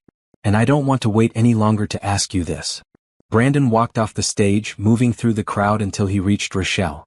He knelt down on one knee, pulling a small box from his pocket. Rochelle gasped, tears streaming down her face. Rochelle, will you marry me? The ballroom erupted in whispers and exclamations. Cameras flashed. Everyone leaned forward to hear her answer. Rochelle looked at Brandon, this man who'd seen her when she was invisible. Who'd lifted her up when she was drowning. Who'd loved her daughter like she was his own. Who'd stood in front of 500 people and defended her worth. Yes, she said, her voice breaking. Yes, I'll marry you. Brandon stood and slid the ring onto her finger. It was beautiful, a sapphire surrounded by small diamonds. Then he kissed her, right there in front of everyone, making their relationship undeniably, irreversibly public. The ballroom erupted in applause. Even Victoria Sterling clapped, though her expression was stiff. For the rest of the evening, people congratulated them. Some were genuine, truly happy for them. Others were more reserved, probably still judging. But Rochelle didn't care anymore. She'd said yes to Brandon, yes to a future together, yes to love despite all the complications. Later that night, after the gala ended, they went back to Rochelle's house where Mrs. Patterson had been watching Amara. The older woman took one look at the ring on Rochelle's finger and squealed with delight. Oh baby, I'm so happy for you. Both of you. She hugged them tightly. This is what I've been praying for. After Mrs. Patterson left, they went upstairs to wake Amara and tell her the news. She was sleepy but excited, hugging both of them and asking if this meant Brandon would move in with them. Eventually, Brandon said. Or maybe you'll move into the big house. We'll figure it out together. As long as we're all together, Amara said. That's what matters. Out of the mouths of children. After Amara went back to sleep, Brandon and Rochelle sat on the porch looking at stars. I can't believe you proposed in front of 500 people, Rochelle said. I wanted everyone to know. No more hiding. No more worrying about what people think. Just us being honest about what we mean to each other. It was perfect. Terrifying but perfect. Do you regret saying yes? Not even a little bit. Rochelle looked at her ring, which caught the light from the porch. I love you, Brandon Mitchell. And I can't wait to marry you. I love you too, Rochelle Harris. Soon to be Rochelle Mitchell. If you want to take my name. Or we could hyphenate. Or you could keep Harris. Whatever you want. I'll think about it. But right now, I just want to sit here with you and enjoy this moment. They sat there until late, talking about wedding plans in the future. About how they'd tell people at work. About what it would mean for Rochelle's career. About whether she'd need to report to someone else now that they were engaged. About logistics and complications and all the practical things. But underneath all of that was joy. Pure, uncomplicated joy. Two people who'd found each other against the odds. Two people who'd built something real on a foundation of mutual respect and genuine care. Kindness had led them here. Hope had sustained them. And love, real and deep and lasting, was carrying them forward. Tomorrow would bring new challenges. There would be gossip and judgment and people who questioned their relationship. There would be complicated conversations about work dynamics and boundaries. There would be adjustments and compromises and the normal struggles of blending lives. But tonight, sitting on the porch under the stars, with a ring on her finger and love in her heart, Rochelle knew everything would be okay. More than okay. Would be wonderful. Because she'd learned something important over the past 6 months. Good things really could happen to people like her. Dreams could come true. Hard work could be rewarded. And love, when it was real, could overcome any obstacle. She'd gone from invisible to seen. From struggling to thriving. From alone to part of a family. And it had all started with one man noticing her in the shadows and deciding she deserved better. That was the power of kindness. The gift of being seen. And now, for the rest of her life, she'd pay that forward. Just like Brandon had. Seeing others who were invisible. Helping where she could. Using whatever power she had to lift people up. Because that's what love did. It multiplied. It spread. It changed the world one kind act at a time. And for Rochelle Harris, soon to be Rochelle Mitchell, that was the greatest gift of all. 6 months after Brandon's public proposal, on a bright Saturday morning in May, Rochelle Harris married Brandon Mitchell in a small garden ceremony. The venue was perfect. A botanical garden on the outskirts of the city, full of blooming flowers and green grass and sunlight filtering through trees. They'd chosen this place deliberately. Small. Intimate. Nothing flashy or showy. Just people they loved, gathered to celebrate. Rochelle wore a simple white dress, elegant and flowing, with small flowers woven into her natural hair. No veil. No train. Just beautiful in her own right. She carried a bouquet of wildflowers in purples and blues, her favorite colors. Amara was her flower girl, wearing a maroon dress she'd picked out herself. She took her job very seriously, walking down the aisle scattering petals with precision and care. Brandon stood at the altar in a dark gray suit with a maroon tie to match Amara's dress. When he saw Rochelle walking toward him, his eyes filled with tears. She was the most beautiful thing he'd ever seen. Not because of the dress or the hair or the flowers, but because she was his. Chosen. Of. Forever. Mrs. Patterson sat in the front row, dabbing at her eyes with a tissue. Margaret sat beside her, beaming. Rochelle's small team from work had come, along with a few executives who'd become genuine friends. No one from Rochelle's old life, her family had been fractured and distant for years. But Brandon's small chosen family was there, friends from his years of working his way up, people who'd known him when he had nothing. The ceremony was brief. Traditional vows with a few personalized additions. When the minister asked if anyone objected, Amara loudly said, "No one better," which made everyone laugh. When it was time for the rings, Amara presented them with pride. Brandon slipped a simple gold band on Rochelle's finger, his hands shaking slightly with emotion. Rochelle did the same for him, her own hands steady now that this moment had finally come. "I now pronounce you husband and wife. You may kiss your bride." Brandon kissed Rochelle gently, then more deeply, and the small gathering erupted in applause and cheers. Amara jumped up and down, clapping loudly. "That's my mama and my new daddy," she announced to everyone. "We're a family now." The reception was held in a pavilion on the garden grounds. Simple decorations. String lights. Round tables with white tablecloths and small flower centerpieces. Food was catered from a local restaurant they all loved. Nothing fancy. Just good. During dinner, people gave toasts. Mrs. Patterson talked about watching Rochelle struggle and being so proud of her resilience. Margaret talked about Brandon finally finding someone who made him smile. One of Rochelle's team members talked about her leadership and kindness. Then Brandon stood to give his toast. The crowd quieted. 7 months ago, I was reviewing security footage and saw someone working until midnight, night after night, creating brilliant solutions while the world ignored her. That someone was Rochelle. And I knew I had to do something. I had to make sure she got the recognition she deserved.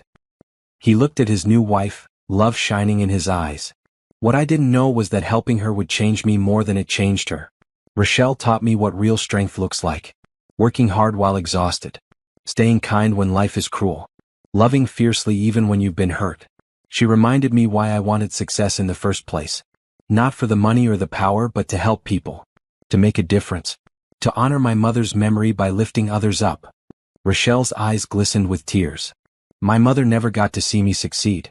She never got to know she'd raised someone who would become more than she ever dreamed possible. But I like to think she'd be proud. Proud that I found someone like Rochelle. Someone who works as hard as she did, who loves as deeply as she did, who deserves all the good things my mother never got. Brandon's voice broke slightly. Rochelle, you've given me everything. A family. A purpose beyond work. A reason to come home happy every day. And I promise you, for the rest of my life I will see you. I will value you. I will never let you feel invisible again. You are the most important person in my world, and I'm honored to be your husband. He raised his glass. To Rochelle. My wife. My love. My everything. Everyone toasted and cheered. Rochelle stood and kissed him, not caring that everyone was watching. Then Rochelle gave her own toast. She talked about being a single mother, about working in the shadows, about thinking good things only happen to other people. She talked about that night in the flooded apartment when everything seemed hopeless. And she talked about Brandon showing up, again and again, with help that changed everything. Brandon gave me opportunities, Rochelle said. But more than that, he gave me belief in myself. He saw value I didn't know I had. He treated me with respect when others dismissed me. He loved my daughter like she was his own from the very beginning. That's the kind of man he is. Not just generous with money, but generous with his heart. She looked out at the gathered guests. And I want to announce something today. Brandon and I are starting a foundation. The Patricia Mitchell Foundation for Single Parents. We'll provide financial assistance, childcare support, career development, and emergency housing for single mothers and fathers who are working hard but struggling. Because no one should work themselves to death. No one should feel invisible. No one should have to choose between feeding their kids and seeing a doctor. The crowd erupted in applause. Brandon looked surprised and touched. They discussed the foundation, but Rochelle had decided on the name herself, wanting to honor the woman who'd shaped the man she loved. Patricia Mitchell worked 3 jobs and died at 47, Rochelle continued. She deserved better. And we're going to make sure people like her get better. Starting now. More applause. More tears. Margaret was openly crying now. So were several other guests. The rest of the reception was joyful. Dancing. Laughter. Stories shared. Amara danced with Brandon, standing on his shoes while he waltzed her around. Rochelle danced with Mrs. Patterson, thanking her for years of kindness. Brandon danced with Margaret, who told him his mother would be so proud.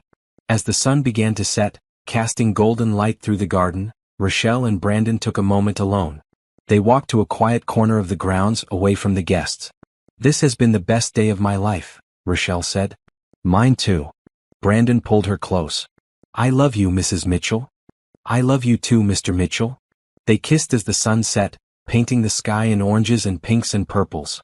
I have a surprise, Brandon said. We're not going on a honeymoon right away because you didn't want to leave Amara. But I've arranged something special for next month. 3 weeks in Hawaii. All of us. You, me, and Amara. Brandon, that's too much. It's perfect. Family vacation. Our first as a married couple. Say yes. Rochelle had learned over the past 7 months that sometimes you just had to say yes to good things. To stop questioning and just accept. Yes. Absolutely yes. They walked back to the reception hand in hand. Amara ran up to them, flower petals still in her hair. Are we going to cut the cake now? I've been waiting forever. Let's cut the cake, Brandon said, scooping Amara up and carrying her toward the pavilion. The cake was 3 tiers, simple white frosting with fresh flowers decorating it. Rochelle and Brandon cut the first slice together while everyone watched and took photos. They fed each other bites, being gentle and sweet rather than smashing cake in faces. Then Amara demanded her own piece and they all laughed. As the evening wound down and guests started leaving, Rochelle found herself standing with Brandon and Amara, watching the last of the sunlight fade. "I can't believe this is my life now," she said softly. "Believe it," Brandon said. "This is real. This is forever." "Forever?" Rochelle repeated. They went home that night to Brandon's house, which was now their house. Rochelle had moved in a month ago, and they'd spent weekends making it feel more like a home. Pictures on the walls, Amara's artwork on the fridge, family photos scattered throughout. After Amara was asleep in her new bedroom, Rochelle and Brandon sat on their back patio under the stars. "I've been thinking about the foundation," Brandon said. "We should hire someone to run it. Someone who understands what it's like to struggle. I already have someone in mind. There's a woman who works in our mailroom. Single mom of 3. Brilliant. Working 3 jobs. Just like your mother. I was thinking we could offer her the position. Good salary. Benefits. A chance to help others while improving her own life." "Perfect. That's exactly what we should do." They sat in comfortable silence for a while. Then Rochelle said, "I keep thinking about everything that's happened. If that pipe hadn't burst. If you hadn't been reviewing security footage. If you'd been a different kind of person. We might never have found each other." "I don't believe in fate," Brandon said. "But I believe some things happen for a reason. Your struggle led you to me. My mother's death led me to become someone who could help you. All the pain and hardship, it created this moment. Together. So what now? We've got the happily ever after. What comes next? Life. Real life. Complicated and messy and beautiful. We'll work together, which will be weird sometimes. We'll raise Amara together, which will be challenging. We'll run the foundation together, which will be fulfilling. We'll have good days and bad days. Arguments and makeups. Struggles and victories. Just like any married couple. But we'll do it together. Always together." 6 months later, the Patricia Mitchell Foundation held its first event. A fundraiser at the convention center, much like the company gala where Brandon had proposed. But this time the cause was personal. Helping single parents. Providing resources. Creating opportunities. Rochelle wore a green dress and stood on stage with confidence, talking about the foundation's mission. She introduced the first grant recipients, 5 single parents who'd received financial assistance, childcare support and career counseling. She told their stories with respect and dignity, never making them feel pitted or lesser. Brandon stood in the audience watching his wife, feeling pride swell in his chest. She'd become an advocate. A leader. Someone who used her voice to help others. At work, things had adjusted. Rochelle now reported to the CFO instead of directly to Brandon, avoiding any appearance of conflict of interest. But her work continued to be excellent. She led her team with skill. She developed new systems that kept the company competitive. She mentored junior analysts the way she'd wished Denise had mentored her. And at home they were a family. Truly a family. Brandon had legally adopted Amara 3 months after the wedding. She now carried his last name, Amara Harris Mitchell. She called him Dad without hesitation. He showed up at every school event, helped with every homework assignment and tucked her in every night. Rochelle sometimes woke up in the middle of the night and had to remind herself this was real. That she really had a husband who loved her. That she really lived in a beautiful home. That she really had a career she was proud of. That she really was happy. It was real. All of it. Hard-won and well-deserved. On their first anniversary, Brandon surprised Rochelle with a trip to the apartment building where she'd lived when they first met.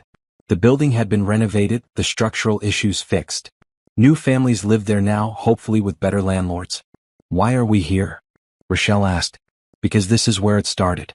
You in a flooded apartment refusing to give up. Me deciding to do something instead of just feeling sorry for you. This place represents our beginning. It was awful. It was. But it led to something beautiful." Brandon took her hands. "I wanted to come back here and remember. So we never forget what it was like. So we always stay humble. So we always help others who are where we used to be." Rochelle understood. They'd both known poverty. They'd both known struggle. And now that they had more, they had a responsibility to give back. They drove home together, talking about the foundation's upcoming expansion. They were planning to open branches in 3 other cities. They were developing a mentorship program to pair single parents with successful professionals.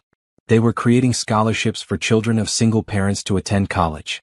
Patricia Mitchell's legacy was growing. Not just in Brandon but in everyone they helped. At home, Amara was playing in the backyard with the dog they'd finally gotten, a golden retriever named Sunny. She waved when she saw them pull up. "Mama, Dad, come play with us." They went into the backyard and played with Amara and Sunny until the sun set. Later they had dinner together at the kitchen table talking about their days. Normal life. Family life. The kind of life Rochelle had dreamed about when she was struggling. That night, after Amara was asleep, Rochelle and Brandon sat on their porch, their favorite spot. "Do you ever miss it?" Brandon asked. "The simplicity of before. When it was just you and Amara figuring things out." "Sometimes," Rochelle admitted. "Not the struggle but the clarity. Everything was simple.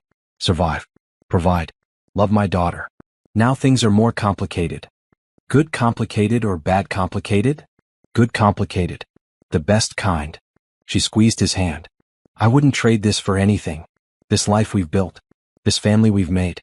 This work we're doing to help others. It's everything I never knew I could have. You deserve it all. Every single bit." They sat there under the stars in a home filled with love, in a life built on kindness and hope and the belief that good things could happen to people who worked hard and never gave up. Rochelle thought about the woman she'd been a year ago. Exhausted. Invisible. Drowning. That woman would never have believed this could be her future. But it was. Through determination, through Brandon's help, through choosing to accept kindness instead of pushing it away. The journey had taught her so much. That asking for help wasn't weakness. That accepting generosity wasn't shameful.